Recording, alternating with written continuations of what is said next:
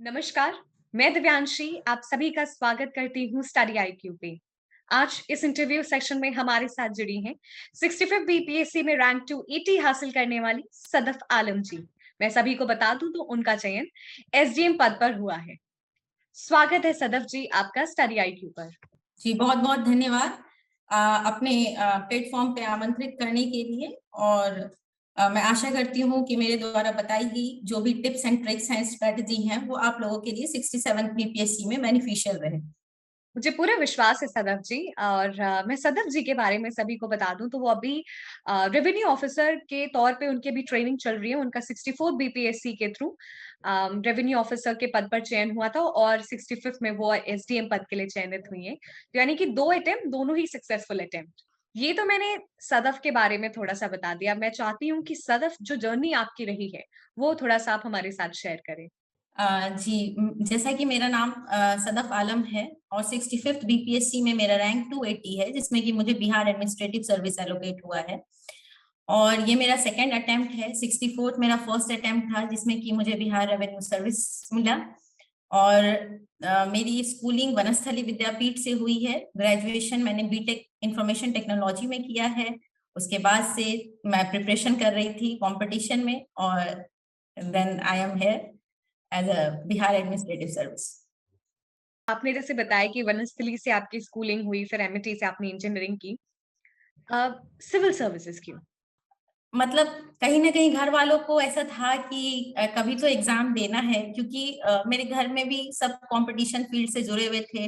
मेरी मम्मी खुद ही कंपटीशन की तैयारी करती थी, बट शादी के बाद रिस्पॉन्सिबिलिटी ज्यादा बढ़ने की वजह से वो नहीं कर पाई। तो उनके मन में था और घर वालों का था कि नहीं, कभी ना कभी तो तुम्हें देना चाहिए। तो मैंने ये सोचा कि बीटेक के बाद जॉब करूं या फिर कंपटीशन की तैयारी करूं। तो इस वजह से थोड़ा सिचुएशन था कि क्या चूज करना है, बट मैंने डिसाइड किया कि नहीं, मुझे कंपटीशन की तरफ जाना है। और लकीली मेरे फर्स्ट अटेम्प्ट में ही मुझे सक्सेस मिला, और देन सेकेंड अटेम्प्ट में मैंने उस रैंक को इम्प्रूव किया। और जो कि सबका ड्रीम जॉब होता है, पीसीएस में बिहार एडमिनिस्ट्रेटिव सर्विस मुझे मिल गया। सदफ आपने जैसे बताया कि इंजीनियरिंग के दौरान ही आपने सोचा कि इस कंपटीशन का हिस्सा बनना है और सिर्फ हिस्सा ही नहीं बनना है, इसको अच्छे से क्लियर भी करना है, जो कि आपने बखूबी किया भी। अब जी कई बार आप जिस स्टेज पे होंगी, बहुत सारे लोग भी उस स्टेज पे कभी ना कभी होंगे कि जॉब करें या फिर इस कंपटीशन की तैयारी करें। तो आप उन लोगों को क्या सजेस्ट करेंगे कि आप जॉब का एक्सपीरियंस ले लीजिए या फिर आप तैयारी करिए? क्योंकि ये बहुत ही डिलेमा की स्थिति रहती है और अगर कोई ऐसा सक्सेसफुल कैंडिडेट है जो डायरेक्टली कंपटीशन की तैयारी करेगा, तो बहुत सारे लोगों को एक बैकग्राउंड भी मिलेगा और एक मोटिवेशन भी मिलेगा कि आगे का रास्ता क्या हो सकता है। हाँ, ये चीज है। क्योंकि ये चीज मैंने खुद ही या जॉब करूं या कंपटीशन में जाऊं, तो मुझे ऐसा लगता है, हालांकि सबकी स्ट्रेटेजी अलग है। बहुत लोग जॉब के बाद आते हैं, बहुत लोग जॉब क्विट करके आते हैं, या फिर तुरंत पास आउट होने के बाद कंपटीशन में चले आते हैं। तो मुझे ऐसा लगता है कि अगर आप जॉब करते हैं और उसके बाद कंपटीशन में आते हैं, तो एक तो बहुत ज्यादा लंबा टाइम चला जाएगा। फिर आपको समझने में भी टाइम लगता है। कंपटीशन में 1-2 साल लग ही जाते हैं समझने में, सिलेबस, फिर कैसा है, क्या है, क्या कितना हम कर सकते हैं। तो अगर इनिशियल लेवल पे जस्ट पास आउट होने के बाद हम करते हैं, और एक मुझे ट्रेनिंग के दौरान मुझे ये भी एक्सपीरियंस हुआ कि अगर हम एट अर्लियर स्टेज, अगर हम कंपटीशन में आते हैं और सक्सेसफुल हो जाते हैं, तो हमें प्रमोशन लेने में, और हम बहुत आगे तक, जब रिटायरमेंट होगा हमारा, तो हम बहुत आगे आगे तक पहुंचेंगे और बहुत अच्छे पोस्ट से रिटायर्ड होंगे। तो अगर आपको कंपटीशन की तैयारी करना है, तो आप अर्लियर स्टेज में कीजिए। हालांकि सबका अपना है, सबका अपना इंटरेस्ट है, कोई बाद में करते हैं, कोई एक्सपीरियंस लेने के बाद करते हैं। बट मुझे ऐसा लगता है कि इनिशियली आप अगर जल्दी इस चीज को समझ लेंगे तो बहुत अच्छा रहेगा। बिल्कुल, जैसे सदफ ने बताया कि सभी का डायरेक्शन अलग होता है, रास्ता अलग होता है। लेकिन मुझे लगता है जो सदफ ने बताया, बहुत सारे लोगों को एक डायरेक्शन मिलेगा। नतीजा तो कोई नहीं जानता है, लेकिन आप इस डायरेक्शन, इस रास्ते पे चल बिल्कुल सकते हैं। सदफ अब एग्ज़ामिनेशन की बात करते हैं।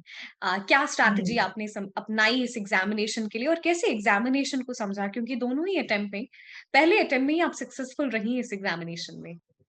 जी 64th में मैंने पीटी के लिए कहीं भी कुछ भी नहीं, बस सेल्फ स्टडी किया था।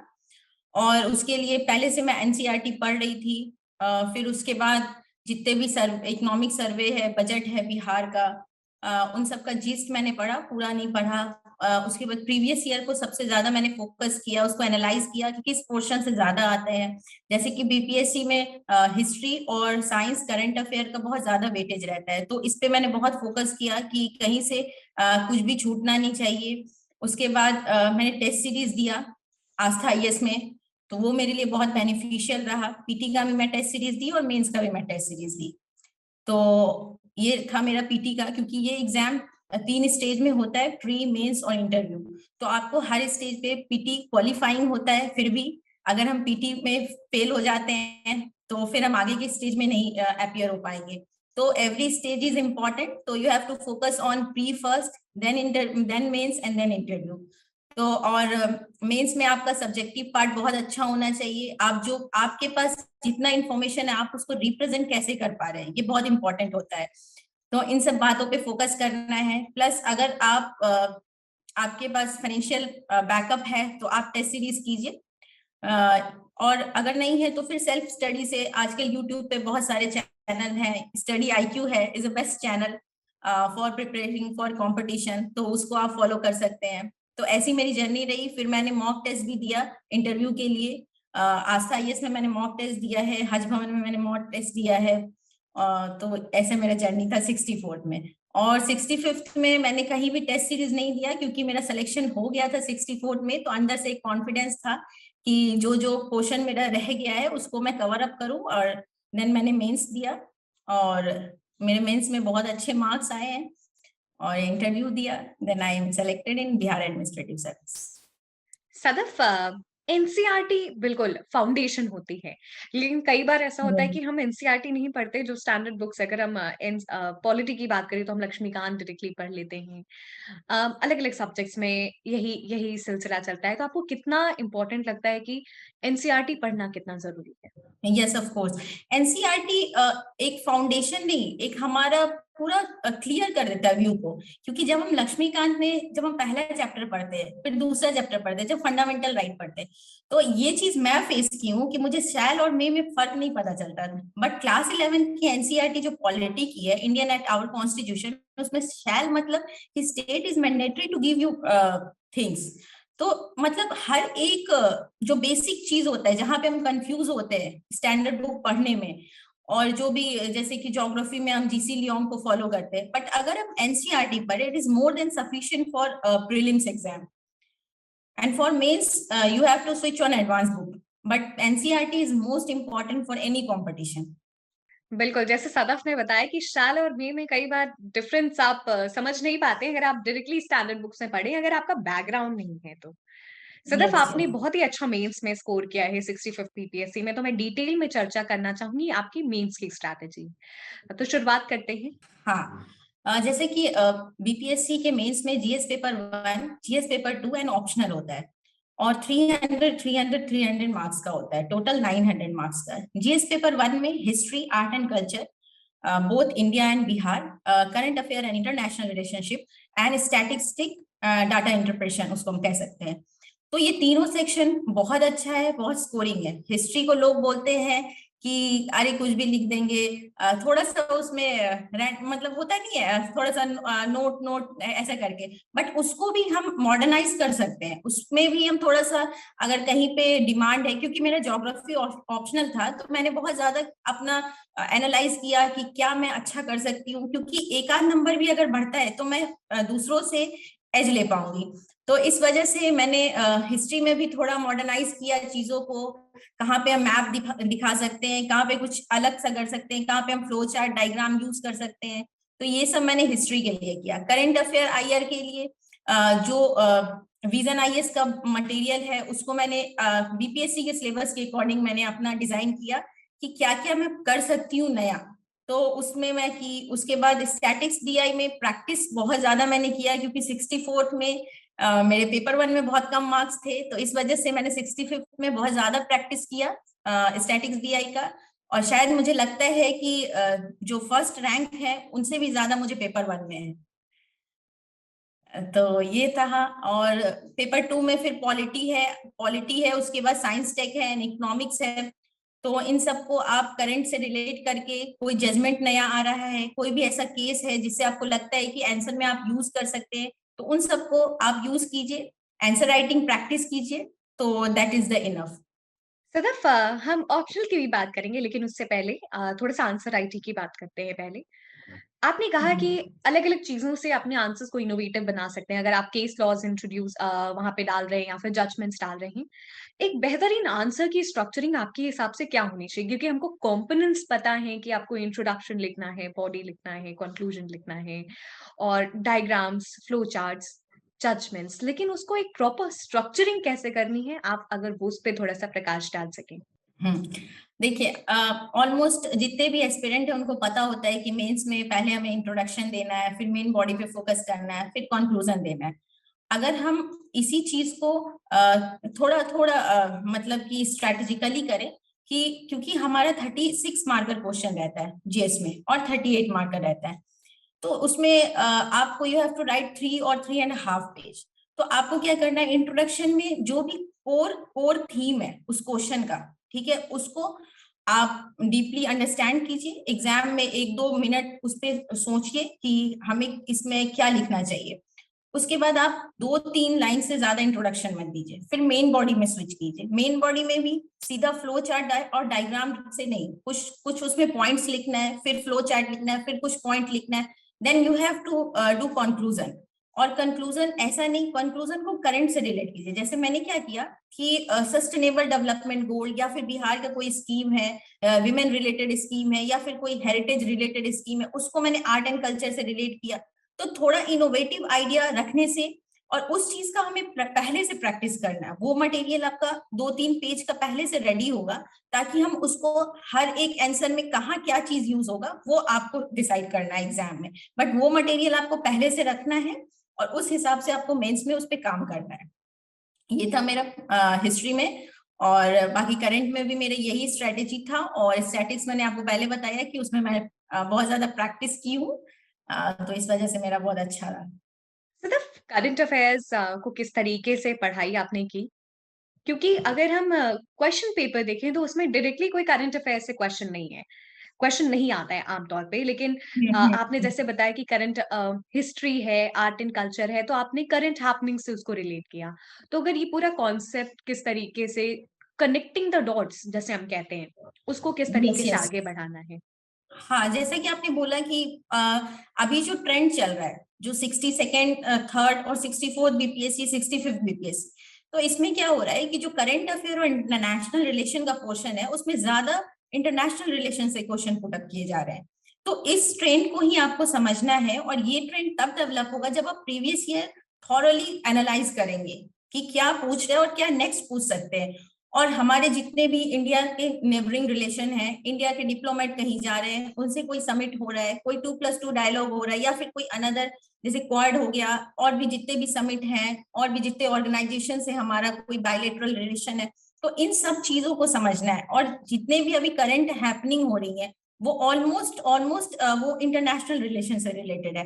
तो इस वजह से बीपीएससी का ट्रेंड भी, जो ये सेक्शन है, section B of GS paper 1, वो ज्यादातर डील कर रहा है इंटरनेशनल रिलेशन से। तो ये सारे चीज आप तभी डेवलप कर पाएंगे जब आप उसको प्रीवियस ईयर को एनालाइज करेंगे, और उसके हिसाब से आप अपना सिलेबस में देखें कि क्या पूछ रहे हैं, और उसके हिसाब से आप कोई भी मटेरियल पढ़े। जैसे मैंने तो विजन आईएएस का बुकलेट पढ़ा था, जो भी सिलेबस में था बीपीएससी के, उसके अकॉर्डिंग मैं सेलेक्ट करके अपना मैं नोट्स बनाई थी। सदफ, ये तो हमने अच्छे से चर्चा कर ली कि किस तरीके से मेंस में आंसर लिखना है, करंट अफेयर्स को किस तरीके से पढ़ना है। हम थोड़ा-सा आपका इंटरव्यू एक्सपीरियंस जानना चाहते हैं। फर्स्ट फर्स्ट इंटरव्यू एक्सपीरियंस मेरा बहुत अच्छा था।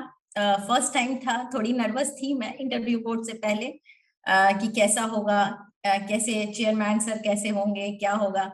बट अंदर जाने के बाद बहुत ज्यादा वो लोग कंफर्टेबल फील करवाए। फिर नॉर्मली जैसे इंट्रोडक्शन चलता है, कहाँ से पढ़ा, क्या किया आपने, बीटेक करने के बाद क्या किया, बीटेक बीटेक करने के बाद आप कंपटीशन में क्यों आई, जो नॉर्मल क्वेश्चंस होते हैं वो मेरे से पूछा गया। फिर मेरे से पॉलिटी के क्वेश्चन बहुत ज्यादा पूछे गए, दो my optional is geography, but मेरे से एक भी क्वेश्चन ज्योग्राफी का नहीं पूछा गया।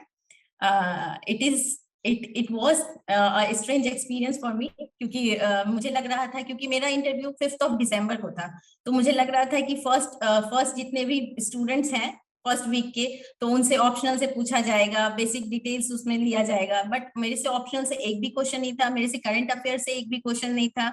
हाँ, मेरे हॉबी पे बहुत ज्यादा डिस्कशन हुआ, क्योंकि एक तो मैंने वनस्थली विद्यापीठ से पढ़ाई की है और मेरी हॉबी कथक है। तो इस वजह से हाँ, क्योंकि ऐसे जनरली तो लड़कियों में ऐसा नहीं होता है कि हाँ वो क्लासिकल डांस में इंटरेस्टेड है ज्यादातर केस में, बट मेरे केस में था, तो उन लोगों ने बहुत ज्यादा इंटरेस्ट लिया। और मेरा जो 5 से 7 मिनट का जो इंटरव्यू का पोर्शन था, वो पूरे हॉबी पे ही उनका डिस्कशन था। सारे चेयरमैन वाज वेरी हैप्पी कि न्यू हॉबी क्लासिकल डांस, तो इस वजह से यही सब पूछा गया। हॉबी आप क्यों ये कर रही हैं, आप इसमें कहाँ तक की हैं, तो मैंने मध्यमा किया हुआ है, तो मैंने बताया उनको। फिर कितने घराने होते हैं, मीन्स हॉबी पे ही डिस्कशन चला। एंड लास्टली वन और two questions from my village background, क्योंकि मैं विलेज से बिलोंग करती हूँ, तो इस वजह से उन्होंने थोड़ा इंटरेस्ट मेरे घर के फैमिली बैकग्राउंड पे भी लिया। तो ऐसा मेरा पहला इंटरव्यू बहुत अच्छा चला। सेकेंड इंटरव्यू में पता नहीं, मेरा फर्स्ट डेट था and I was first candidate in my board, तो इस वजह से वो लोग पता नहीं क्या एक्सपेक्ट कर रहे थे, तो मैं तो बहुत नर्वस थी। हालांकि मेरा सेकेंड एक्सपीरियंस था, बट मैं नर्वस थी क्योंकि मैं फर्स्ट कैंडिडेट थी। तो इस वजह से वो लोग ज्यादातर मेरे 12th से क्वेश्चन किए कि आपने फिजिक्स में पढ़ा, ये पढ़ा, वो पढ़ा, तो ये सब था। हॉबी से एक भी क्वेश्चन नहीं था, ऑप्शनल से बस 2 क्वेश्चंस थे 65th में, तो ओवरऑल गुड था। सदैव, हमने आपके दोनों ही इंटरव्यू एक्सपीरियंस जाने और बहुत ही इंटरेस्टिंग थे। और आपने जैसे बताया कि जो पहला इंटरव्यू था वो 5 दिसंबर को था, और ये जो वीडियो जो ये इंटरव्यू है स्टडी आईक्यू के साथ, वो भी 5 दिसंबर को ही हम कर रहे हैं और वो ओह रिलीज माय होना गॉड, है। Yes yes exactly. हाँ। सदैव, किस तरीके से स्टडी आईक्यू आपकी जर्नी में साथ रहा है? हाँ, स्टडी आईक्यू का भी रोल है मेरे जर्नी में। ड्यूरिंग माय प्रिपरेशन अगर मुझे कोई टॉपिक नहीं समझ आता था, और study IQ is the best channel for competition.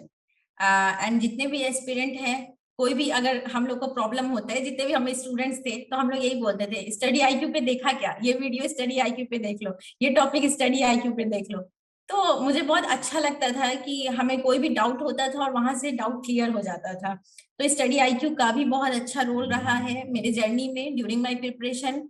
और मैं स्टडी आईक्यू को थैंक यू कहना चाहती हूँ कि आप लोगों ने एक ऐसा प्लेटफॉर्म दिया है जहाँ पे जो सेल्फ स्टडी से करना चाहते हैं बच्चे, उनके लिए free of cost video available है और वो डाउट क्लियर कर सकते हैं। तो इसके लिए मैं बहुत अच्छा मानती हूँ कि एक ऐसा प्लेटफॉर्म मिला डिजिटल इंडिया के थ्रू हमें।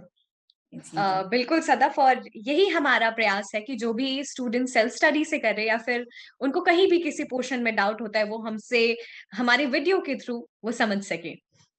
Thank you जी। so much, Sadaf ji, for joining us in this interview session. It was absolutely pleasure to have you today in an interview and to discuss about your journey. The entire team wishes you all the very best. Good luck. Thank you so much. Thank you.